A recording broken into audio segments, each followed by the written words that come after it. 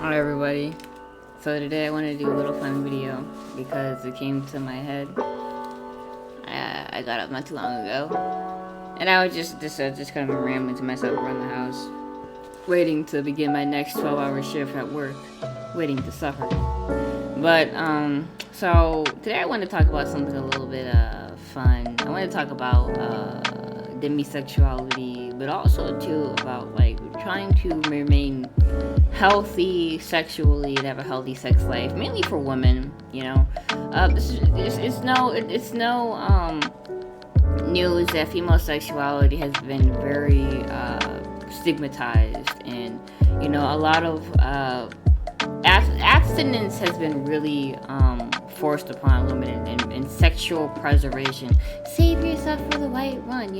It's really upsetting when I look at history and see how sexuality for females have been very gatekept and controlled, and things like that. Because I've always been a very sexual person, and I am a woman, and I face a lot of struggles and a lot of abuse and pain for being a sexual woman, and it's not fair. But I've taken the time to kind of figure out what sexuality means to me in this male-dominated world, and just try to kind of find methods and ways of coping to survive. Because I've been hurt. I've been had many negative experiences with mostly men. Yeah, sometimes women, but it was mainly men who were shaming and exploiting me. I've had a lot of negative experiences with men, and people for being a sexual woman, but I never wanted that to be. I never wanted that to kind of take up. I didn't want that to change me, because I always knew, and I always was a fierce advocate for we should all be equal sexually. We're all equal. It shouldn't be fair for one person or one group to have to be sexual and the other one can't. This is causing a lot of social problems. So despite what I went through, I never gave up. And I went through a lot of different changes with my sexuality and maturing. So to provide context, I'm 24 years old. I'm African American female. I lived in a very your general African American female household environment. Very sheltered, lots of control. A lot of no boys, no going over people's houses. I was basically in a very controlled environment. I never had a chance to date, and I was very.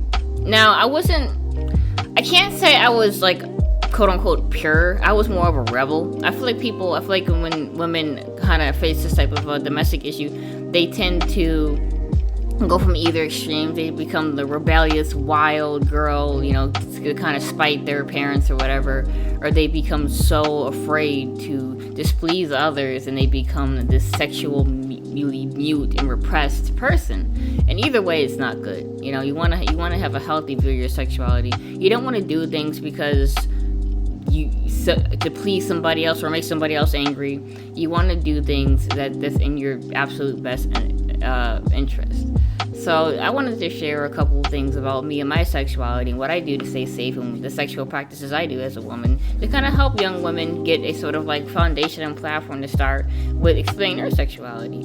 So one thing I want to make clear is that you're not a hoe, and you're not a slut, you're not a whore. These labels have been used to hurt you and oppress you and discriminate against you sexually, okay?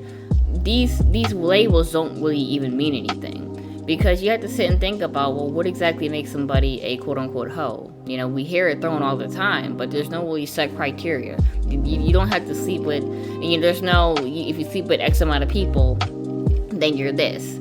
It's been used for all types of things, for how people dress, how they talk, their life. So that's an indication that this isn't about you and your sexuality. This is a word used to control you and oppress you, because the person who is using it against you has something malicious towards you in a sexual nature.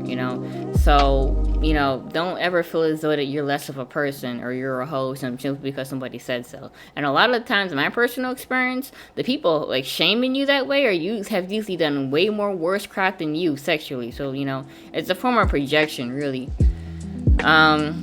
Your sexuality does not take away your value. Their value really isn't anything when it comes to sex. it's just been heavily perpetuated in our society because I don't even know.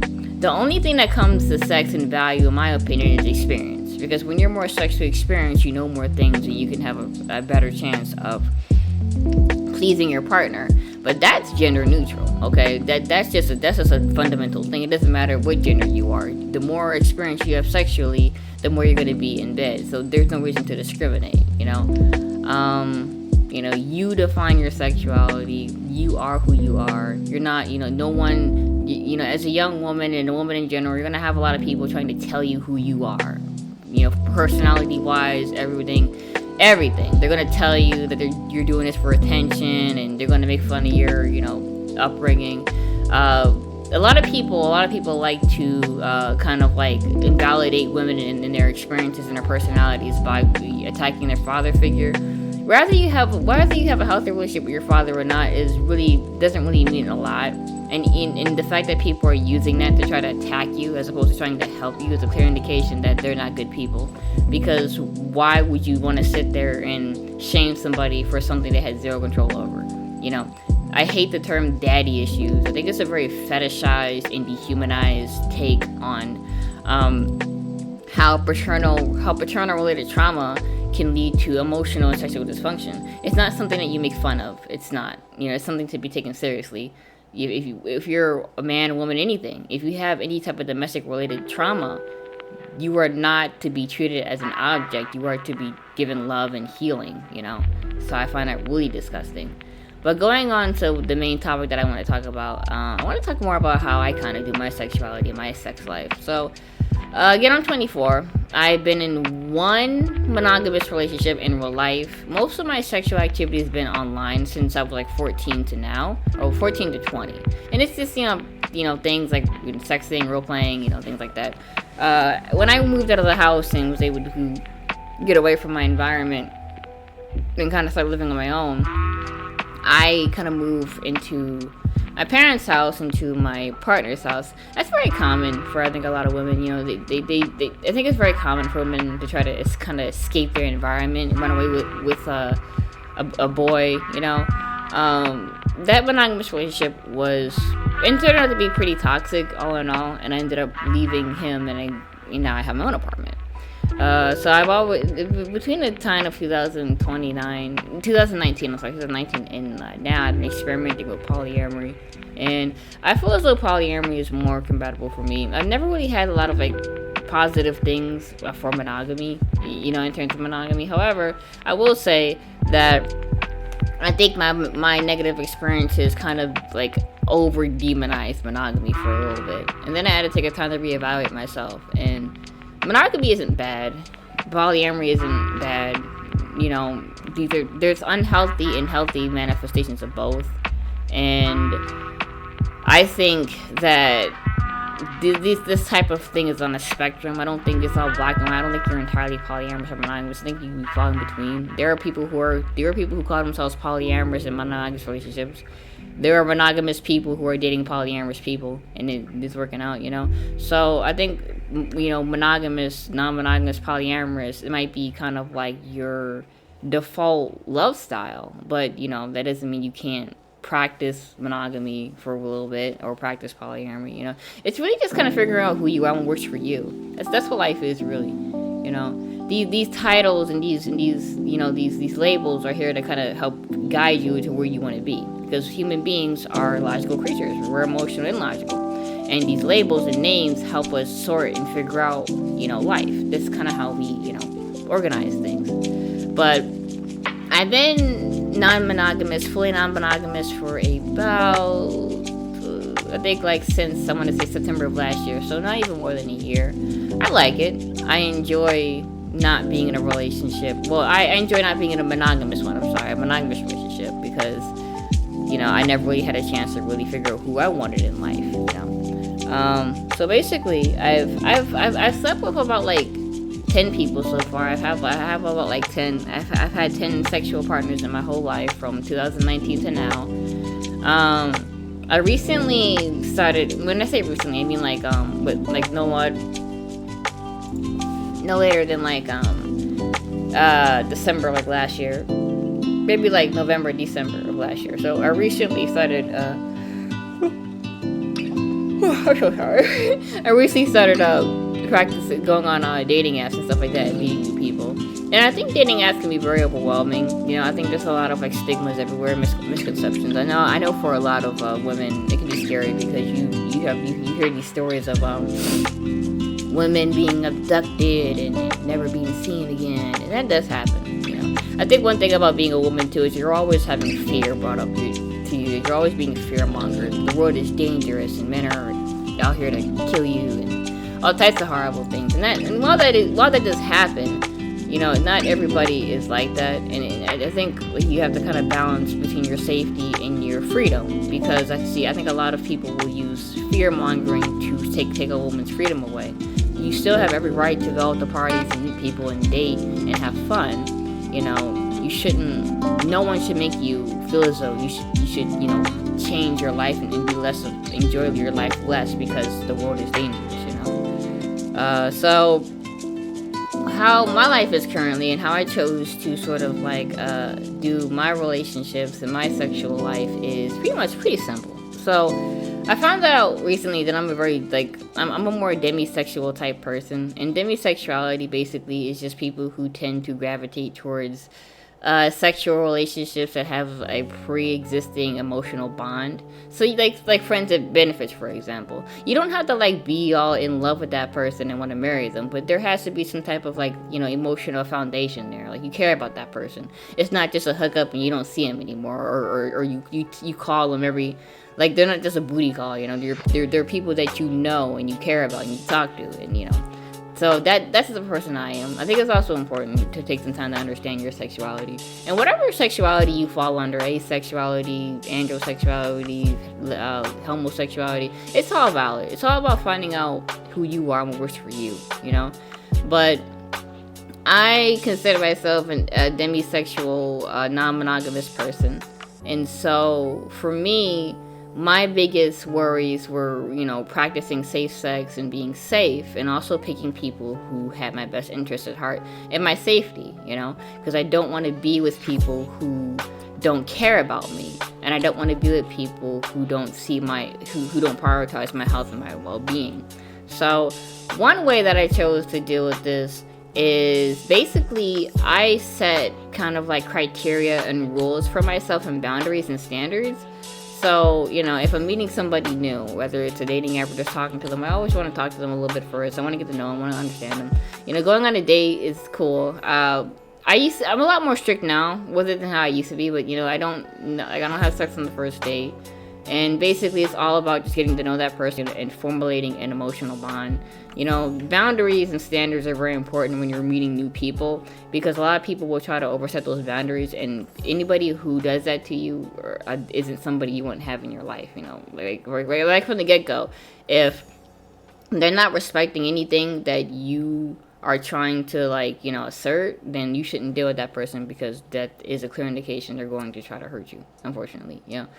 So I meet people, either on apps. I scroll and see if I like somebody, I read their profile, and then I'll talk to them, hang out with them for a little bit. I don't really give it a set time. I kind of just when it feels right type thing. You want to be careful about that too, because emotions are very strong, and emotions can kind of cloud your sense of judgment and your time orientation. Sometimes it can feel like you've been talking to a person for a whole week or something, or a whole month, and it's only been maybe 1 or 2 weeks, right? So you just want to be careful. You want to kind of keep an objective perspective on things. Make sure that you're not going too fast, objectively or emotionally, and just getting to know that person. Hanging out with that person, planning little meetups. You want to go get coffee. You want to go to the park. How are you doing? What's going on? Just taking time to hang out with that person, just as a friend, or as a companion, and assessing where things go in a relationship. Because one thing I've known with dealing with people is that it's not good to jump into sex, because it can really mess up it can kind of influence the way you feel about that person, right? If you want to get to know somebody, you kind of generally want to leave sex out of it, because infatuation and sex generally go hand in hand, and you could see something in somebody that you're not going to see once the infatuation is off. So So it's best to kind of get a general idea of like who a person is and like what they're about and their values before sex, because then the infatuation becomes like a sort of amplifier as opposed to something to like distract you or influence you. So that's that. And after I feel as though that like I like this person and this person cares about me and I feel safe around this person, then there's the meeting up and then having sex. I usually have people come over my house. I don't go over people's houses like that. I don't think besides one person, I don't talk to them no more. I've always usually when it comes to sex, they usually come over to my house, and I don't really feel like that's dangerous because I live in an apartment, and what the fuck are they gonna do? Get past the gate, but outside of that, then I'll go to a hotel or something. I don't go over their house, especially if their house is a certain time frame away, So I usually have them over here because it's familiar here, If I go over there, they might fucking have somebody waiting, crazy, Or a hotel, because a hotel is a pretty neutral environment, it's new to both of you guys, So, but something like that, you also want to make sure if you're going to have sex, you feel safe in the environment that you're going to have sex at. And then after that, I kind of just continue to chill and talk to them, Now, I will go a step farther and say I have other things too. See, how I do it is, I have a set amount of people I have a set amount of casual sex partners that I actively, have sex with. Now, I think my minimum, my top bare maximum people is 5, right? Because my main concern is safety, because it is true. The more people you have sex with, it does increase your chance of, getting something bad happening, STD or drama or whatever. Because, more people, more problems, unfortunately, So I try to limit my exposure or sexual activity with a set amount of people, because so I'm just not out meeting new people and running risk of something bad happening, because unfortunately that is a factor. That isn't an excuse for shaming people, but it's something to consider when you're assessing your sexual safety. So I only have maybe 4 or 5 people who or whatever actively have sex with it at a time, and this is all relatively new, by the way. This isn't something I've been doing for months on end. So I was talking to a couple people, and then a couple people fell off, a couple people got busy, and we've just been talking. So it's not like I have 5 people right now, and no, it's more so just I meet people, and if I'm having sex with maybe for example 2 different people, then it's okay, well, now I'm active with 2 different people, and if I somewhere down the line ended up having 4 partners, then I'm okay, well, I'm not then I would stop pursuing anything sexually with anybody else, because I'm already talking 4 people. So there's a reason. I mean, that would be kind of pushing my limit a little bit. 2, there's a little bit of science in this too. There's a little bit of a scientific method in this. So statistically speaking, it's been said that women tend to have better sex and better, more orgasms with sexual partners that they are frequent with. People who they have sex with regularly. And this is because of the fact that, we all have our own different type of anatomy and everything. For example, I know with women, the G-spot can be different for different people. So, it could be in different locations inside of you. So, when you have sex with somebody the first time, you don't, talk to them anymore, or a hookup, it's hard because that person doesn't really know you or your anatomy or what you like, It's just kind of a one and done type thing. But when you're with people who not only care about you and your well-being, and you've had sex several times, and they kind of understand your body and their body, you can kind of build a sort of rapport with that, and then you'll have better sexual quality. I know for me, I have a partner, I have a friends of benefits who I talk to a whole lot, and when we first started having sex, it was pretty. It was kind of awkward and uncomfortable because we just had to find the right positions, and then when we did, we both enjoyed it. So just having somebody who understands you understand them can really increase the sexual quality in your sex life. You want to have more quality over quantity, basically. Now, the third thing I will say is that, as I have my partners, my casual sex partners, like 4 or 3 or 2 or whatever, I, treat them as friends, because that's what I see them as, friends. I see them as my casual, platonic, sexual partner. So I believe when you put a rapport with somebody, when you talk to somebody, when you establish that emotional bond, there's more likely to be a bigger window for communication, so like for things, for example, like if somebody does get a STI or something, they're more likely to communicate that with you because they actually see you as a friend and they care about you, And I feel as though I have to kind of say this, okay, I feel like there's going to be some guy and being like, oh, well, not all guys. Okay, yeah, there are some guys who are fucking shitty and scum, and they're not going to tell you. But guess what? Not all men are like that, and you shouldn't have to live in constant fear that every guy is a horrible person, because one, if you live that way, then guys are going to get on you saying not all men. So, yes, people lie, but not everybody lies. And when you're choosing to have sex, you're already taking a chance. So but just when you care about somebody, and when you care about their well-being and they care about yours, I feel as though they're more likely to communicate with you about things like, for example, the STDs, potential STDs, how they're feeling, their psychological state, you and how you're feeling, like, for example, I had a very mild pregnancy scare. I wouldn't even call it a scare. It's more so like an idea. Like, I hit up my friend who I had sex with last, and I'm like, hey, I don't know why, but I feel like I might be, and he's like, oh shit, really? I'm like, maybe. So, yeah, of course I got tested, and like a pregnancy test, and I was fine. But, just that level of communication, and I kept him updated, and he was, supportive of what, as a friend would be, and it was just something that we handled maturely. That's what you want, that's what you want in a sexual relationship, whether it's romantic or casual or platonic. You want open communication. I communicated with them saying, how my birth control sometimes affects my menstrual cycle, and how, when I'm bleeding and blah, blah, blah. Because these are things you want to tell your person who you're having regular sex with, because, you guys are sharing bodily space. So you want them to know what's going on with you, and you want to know what's going on with them. And I've tell people that we need to use condoms, because even though I have birth control, safety, but also too, like, for example, like sometimes you can get like yeast infections. That is something that I noticed too when I became when I was sexually active. I got yeast infections a little bit more often, not as often as like a lot, but I got them. And sometimes yeast infections isn't just because like you're dirty or your partner's dirty. Like, really, they're just like hormonal pH imbalances. So sometimes like if you're having sex with somebody and you notice that your pH balance gets thrown off, you want to communicate with them, so that they use condoms and stuff like that.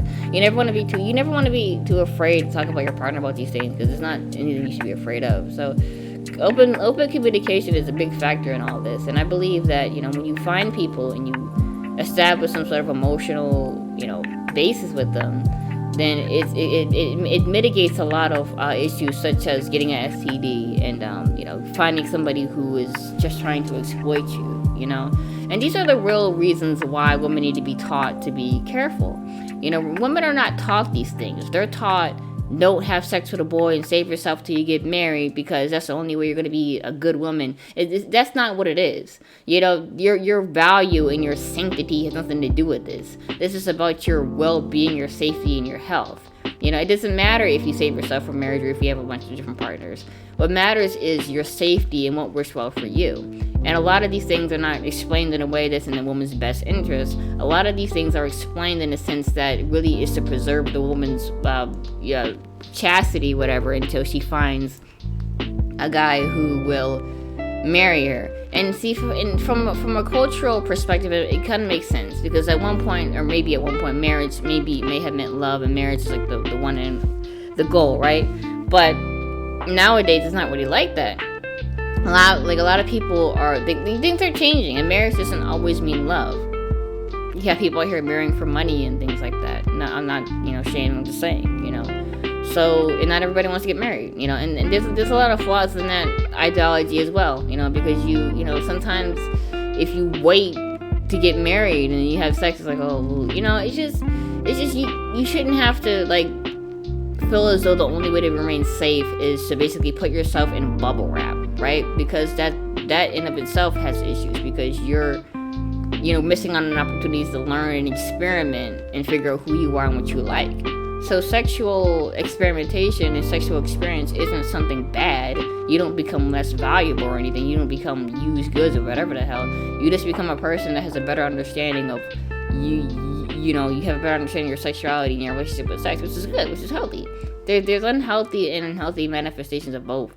So, and if you want to be a type of person that's more conservative with their sexuality, and that's great. If you're a more casual person, that's great too. But it's all about finding out what works for you and doing it in a way that prioritizes your well-being and safety over everything. So again, I'm a more demisexual person. I'm a non-monogamous demisexual person. So this works out for me. Having maybe 4 or 5, 3 casual platonic partners that I talk to every now and again, and we have sex, it works for me. I care about these people, and that's a preference. I don't like hookups. I don't like strangers. I don't think I would ever do a hookup. And I'm not shaming it. I'm saying it doesn't work for me.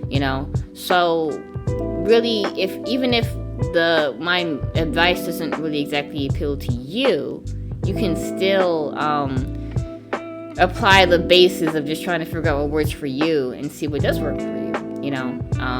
And I hope this helped a lot of people. I hope this helped somebody. I gotta hurry up and get ready to work. But yeah, I just want, there needs to be a more positive reinforcement for female sexuality, because women are human, men are human, and sex is a very human thing. It doesn't matter what gender you are. That's just part of being human. All right, goodbye.